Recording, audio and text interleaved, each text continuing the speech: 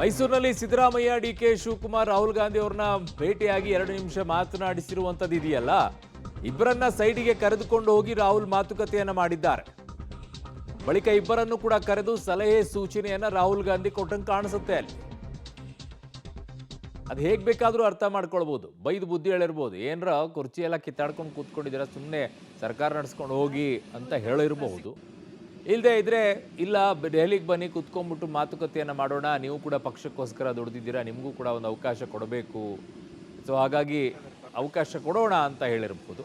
ಹಾಗಾಗಿ ಸಿದ್ದರಾಮಯ್ಯನವರು ಆ ಕಡೆ ಕರೆದುಬಿಟ್ಟು ಯಾವಾಗ ಏನು ಬಜೆಟ್ ಆದಮೇಲೆ ನೀವು ಇದನ್ನು ಮಾಡ್ತೀರಾ ಅದನ್ನು ಹೇಳಿರ್ಬೋದು.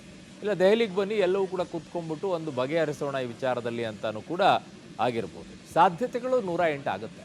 ಬಟ್ ಇಲ್ಲಿರುವಂಥ ಸಾಧ್ಯತೆಗಳು ಎರಡೇ ಇರುತ್ತೆ. ಒಂದು, ಕುರ್ಚಿಯ ವಿಚಾರದಲ್ಲಿ ಮಾತುಕತೆ.